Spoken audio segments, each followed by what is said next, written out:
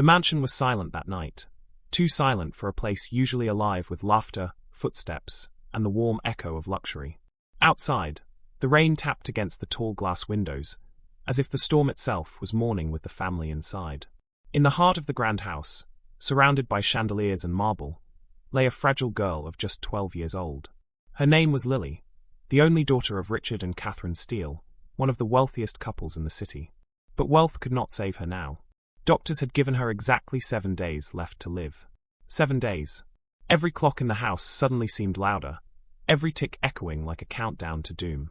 Her mother sat by the bed, holding a silk handkerchief soaked in tears.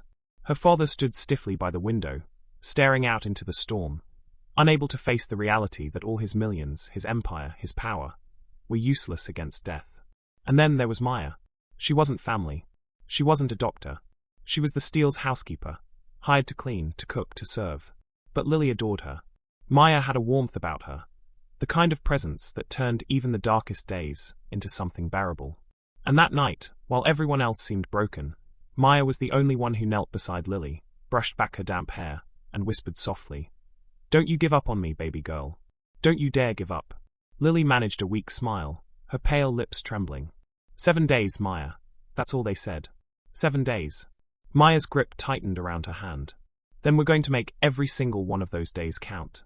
And maybe, just maybe, we'll prove those doctors wrong. But what Maya didn't know was that her determination, her simple human compassion, was about to spark a chain of events that would leave the entire Steele family, and the world, shaken to their core. Now pause here for just a moment, my friend. If this opening already has you leaning in, feeling that lump in your throat, then imagine what's coming next.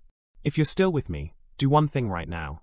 Hit that like button so I know you want more stories like this, and subscribe so you don't miss how this story unfolds.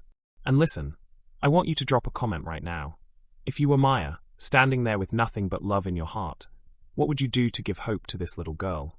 I'll be reading every single comment, because your words might inspire the next twist of this story. Alright, back to it, because this is where things get intense.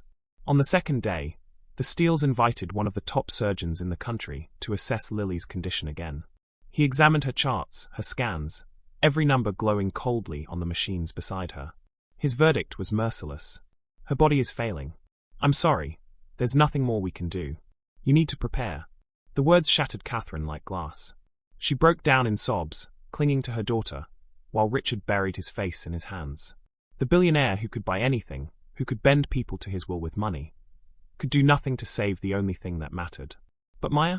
She didn't cry. She didn't collapse. She walked straight to the doctor, looked him in the eye, and said, "No.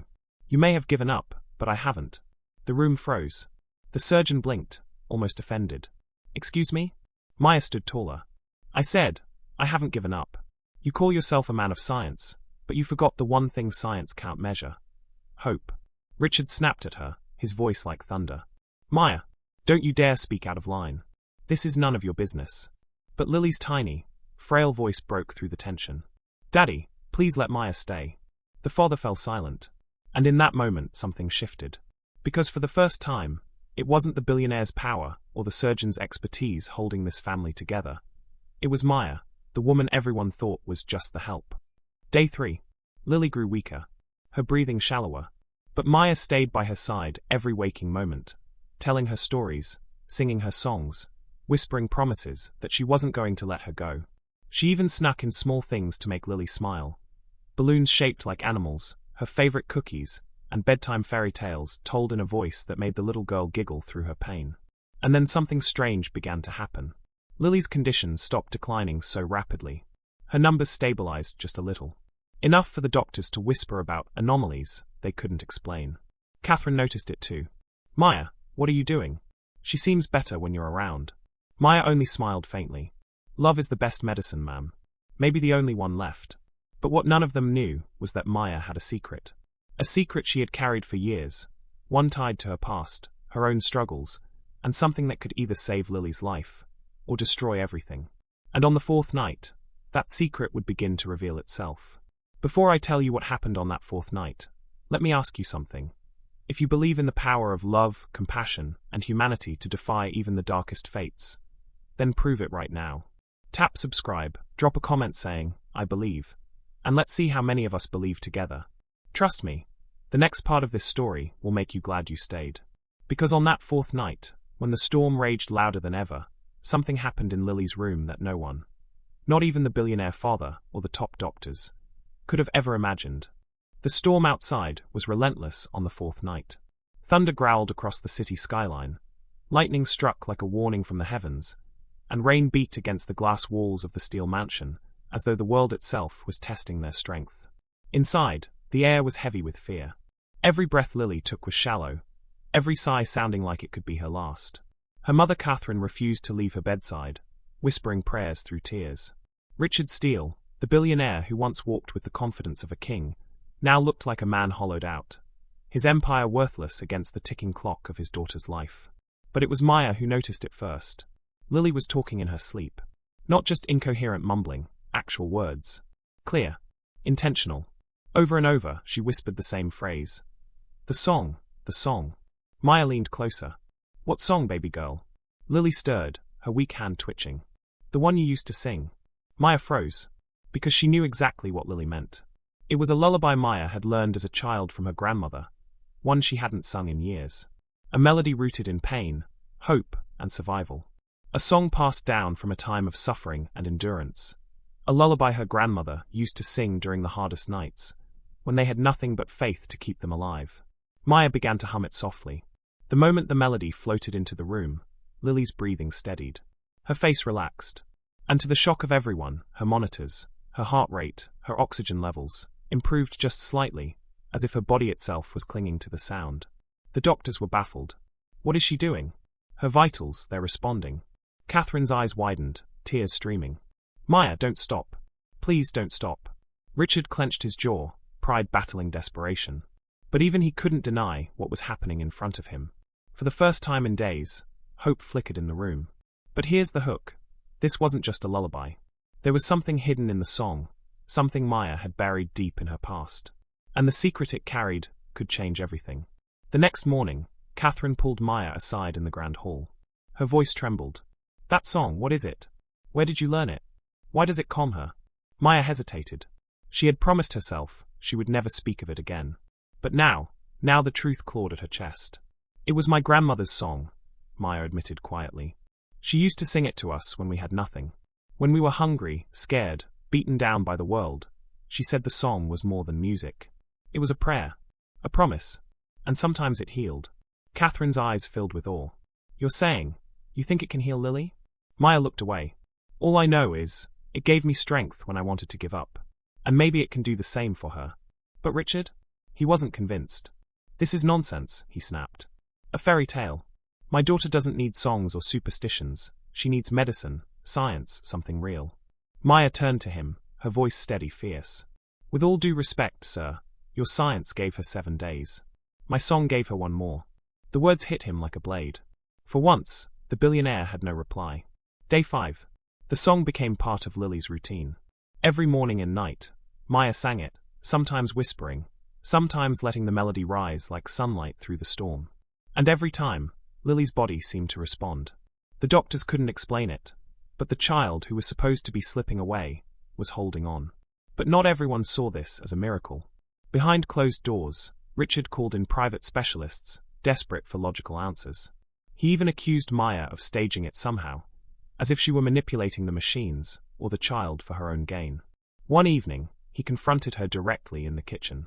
Tell me the truth, Richard demanded. What are you really doing to her? Did you slip her something? Did you tamper with her meds? Because if I find out you've been playing games with my daughter's life. Maya stood her ground. I would never hurt her. I love her like she's my own. And maybe that's the problem, sir. You can't understand how someone like me could love her more than all your money ever could. Richard's face twisted. You think love is enough to fight death? You think a servant's lullaby can buy her more time? Maya leaned in, her voice sharp as steel. No, but love is the only thing keeping her alive right now. And if you can't see that, maybe you don't deserve the daughter you're trying to save. Those words cut him deeper than he let show. Because deep down, he knew she was right. Day 6. The tension in the house grew unbearable. Lily's health was still fragile. One wrong turn could end everything. But her spirit was brighter when Maya was near. Catherine clung to that light, begging Maya to stay by her daughter's side. Richard, though conflicted, reluctantly allowed it, unable to deny what he saw with his own eyes. But then, the unthinkable happened. Late that night, while the storm outside raged harder than ever, Lily began to seize. Her tiny body shook violently, alarms blaring on the machines. Catherine screamed for help. Doctors rushed in. Richard stood frozen, powerless, as chaos consumed the room. And through it all, Maya pushed past the crowd, grabbed Lily's trembling hand, and began to sing. Her voice cut through the panic. Strong, steady, unshakable. And slowly, impossibly, the seizures eased. The alarms softened. The monitors steadied. Until finally, Lily lay still again, her chest rising and falling with fragile but peaceful breaths. The room was stunned into silence. One of the doctors whispered, This shouldn't be possible." Catherine collapsed into Maya's arms, sobbing. "You saved her. Maya, you saved her." But Maya's face was pale. Because she knew the truth. She hadn't saved Lily. Not yet. Something bigger was coming. And it was going to demand everything from her. Now pause with me for a second. If you were here, watching Maya fight against death itself with nothing but her voice and her heart, wouldn't you cheer her on? Wouldn't you stand beside her? Then do it right now. Hit like to stand with Maya. Subscribe so you don't miss what happens on the 7th day. And most importantly, tell me in the comments, do you believe Maya's love alone can change Lily's fate? Or will the final day take her anyway? Because as the sun rose on that 7th day, the mansion braced for the truth no one could run from. And what happened next would leave the world in tears. As the storm outside cracked the sky open with lightning, Maya stared at Lily's fragile body, her own hands trembling. She had bought the little girl one more night. But deep in her chest, a shadow whispered that the 7th day would demand a price no one was ready to pay. And when the sun rose tomorrow, it wouldn't just be Lily's life on the line. If you've been holding your breath through this moment, you're not alone. But here's the real question. What do you think Maya will have to sacrifice on the final day? Her job? Her freedom? Or something even greater? Drop your thoughts in the comments below. I'll be reading them all. Don't forget to hit like if you believe love is stronger than money, and subscribe right now so you don't miss the 7th day. Because what happens next will break this family forever. The hospital walls seemed colder on the 7th morning, as if the very air had been waiting for this day. Nurses whispered in hushed tones, their eyes darting toward the corner room where the millionaire's daughter lay. The countdown had reached 0. Her 7 days were up. Doctors had warned there was no miracle in sight. Machines kept her body alive, but her heart, frail, burdened, fading, could give out at any moment. The family had prepared themselves for tragedy. Or at least, they thought they had. But there was one person who refused to surrender to despair. The black employee, whose kindness had shocked the mother over the past week, had spent every hour by the girl's side. She had wiped her forehead when fever struck, sang to her when nightmares twisted her sleep, and whispered encouragement when the child's breaths grew shallow. Everyone else counted down the hours to goodbye. She counted down the seconds to hope. As the clock ticked closer to midnight, the girl's mother collapsed into a chair, her face buried in her hands. Why her? She's just a child. Why does God take children? The employee placed a hand on her shoulder. Her eyes burned with tears, but her voice was steady. Maybe God doesn't take children. Maybe he sends angels to test us. And sometimes, he asks us if we're willing to be the miracle. The mother looked up, confused. What are you saying? The employee didn't answer. Instead, she slipped out of the room, her footsteps echoing down the hallway like the tolling of a bell. Minutes later, the machines in the girl's room began to scream. Nurses rushed in. The child's heart rate plummeted. Doctors shouted orders. The mother clutched her daughter's hand, screaming, "No, please no." And then, just as the final flatline seemed inevitable, the doors burst open. The employee staggered back into the room, clutching a folder against her chest. Her clothes were damp with rain, her hands trembling, her eyes wild. She dropped the folder onto the doctor's table. Papers spilled out, medical forms, legal clearances, signatures. The room froze. "I'm her match," she gasped. "Her perfect match. Take my heart, take whatever you need. Just don't let her die tonight." The silence that followed was so heavy it could crush stone. The mother stared at her, speechless. You mean?" "Yes," the employee whispered. "I'm offering my life for hers. Do the transplant. Now." The doctors exchanged horrified glances. "It doesn't work that way," one began, but she cut him off. "Then take what you can. I've spent my life invisible, serving the rich, overlooked, discarded. But if the last thing I do is give this child a chance to live, then let that be my legacy." Her voice cracked, but her eyes burned with unshakable resolve. The mother fell to her knees, sobbing. "Why would you do this? We mocked you. We ignored you. We treated you like nothing." The employee leaned down, her voice trembling with both pain and love.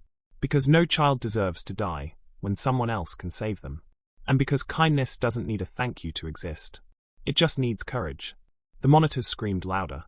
The girl's pulse was slipping away. Time was gone. And in that instant, between life and death, the employee made her move. She pulled something from her pocket. A vial. Small. Almost glowing under the fluorescent lights. The doctors froze. "What is that?" Her hands shook. "An experimental serum. I signed the waiver. I volunteered for the trial. They told me it could save her, but only if I gave it at the exact moment of her last breath. It was dangerous. They warned me it might cost me everything." The room was chaos. Nurses shouted.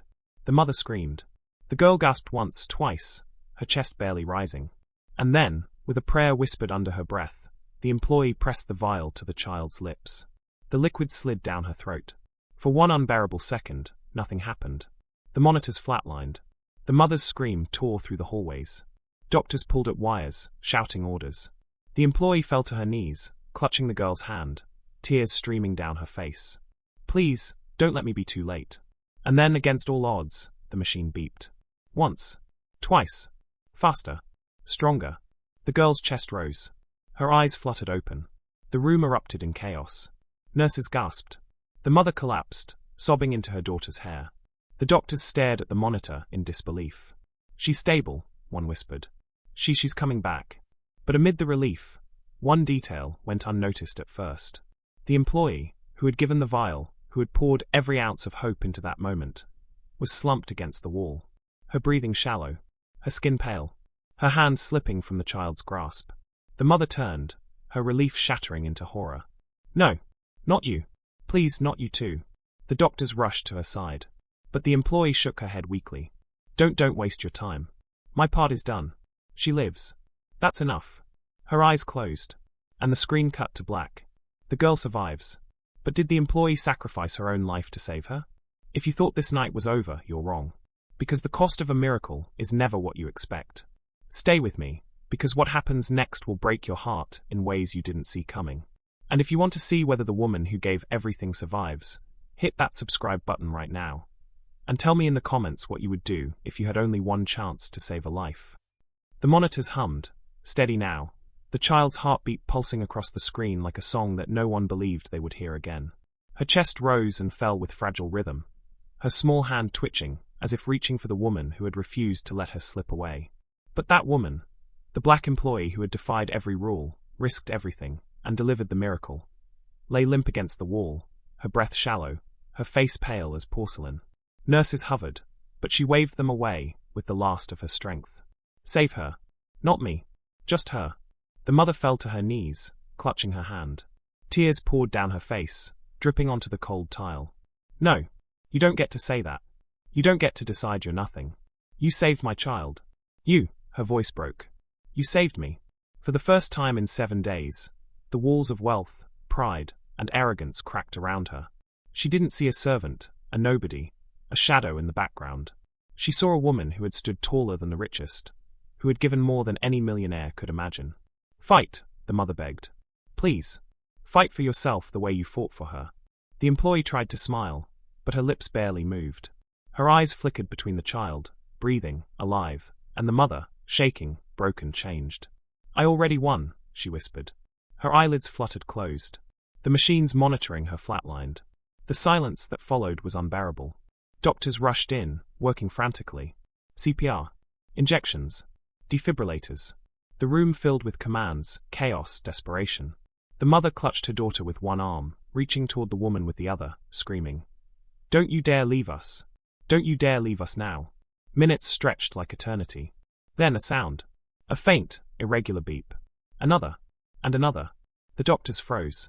The monitors climbed. "She's stabilizing," one whispered, disbelief heavy in his tone.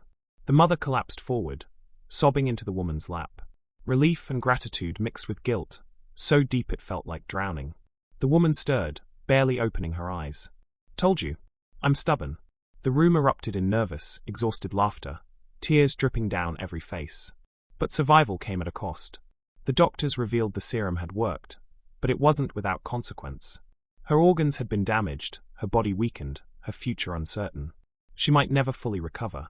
The price of the miracle was her own health, her own years cut short. When the mother heard this, something inside her shifted permanently. For years, she had lived in a mansion filled with everything money could buy. But tonight, she realized she had been the poorest woman in the room. Starving for humility, starving for love, starving for the courage to see people as people, not as servants. She took the woman's hand, gripping it tight. You will never be invisible again. I swear it. Days passed. The girl recovered faster than anyone imagined, her laugh echoing through the sterile hospital halls. Every giggle was a reminder of the miracle that had unfolded. And every time she laughed, her mother turned to the woman who had made it possible. A woman who now walked slower, spoke softer, and carried the quiet ache of sacrifice in every step. The mother made a decision. When they left the hospital, it wasn't in silence. The millionaire's mansion was thrown open, the press swarming, reporters shoving microphones forward, hungry for the story. The family had prepared statements, carefully crafted lies, words meant to paint them as heroes. But the mother silenced them all. She pulled the woman forward, in front of the cameras, her voice shaking but clear. This woman saved my child. She gave up her strength, her health, her very life, to give my daughter another chance. You call me wealthy, but tonight, I tell you, she is the richest person I know. The crowd erupted in gasps, flashes, questions. Reporters shouted over one another, scribbling notes. And for the first time, the employee stood not as a servant, not as a shadow, but as the center of the world's attention. Her hands trembled. Her voice broke. But she spoke anyway. I didn't do this for fame. I didn't do this for thanks. I did it because no child should have to say goodbye when hope still exists. And if that means I pay the price, so be it. The world listened. And something extraordinary happened. Donations poured in for her medical care. Strangers sent letters. Children drew her pictures of angels. Millions of people, watching across the globe, finally saw what the mother now understood. The most powerful people in the world are not always the ones with money, but the ones with the courage to give even when they have nothing. But the story didn't end there. Because behind the cameras, behind the applause, behind the tears, there was one man watching. The billionaire himself. The father. He had mocked her once, dismissed her as nothing more than an employee. But tonight, as he watched his daughter run into her arms, he realized the weight of his arrogance. His empire of wealth had nearly cost him the life of his child. And though he had always believed money could buy anything, tonight, he knew he was wrong. He stepped forward, his voice shaking in a way no boardroom had ever heard. Forgive me. The employee looked at him, her body weak, but her gaze sharp. For a long moment, silence stretched between them. Then she whispered, Don't ask me. Prove it. The cameras caught every word. And the world waited to see what kind of man he would become. The screen faded to black. If you think the miracle ended here, you're wrong. Because the real question is, what happens when the powerful are forced to change by the powerless? Do they keep their promises? Or do they fall back into arrogance? Tell me in the comments. Do you think the billionaire will truly change, or will history repeat itself? And if this story moved you, don't just watch, join this family. Hit subscribe, because the next story will take you even deeper into the kind of truth money can't hide.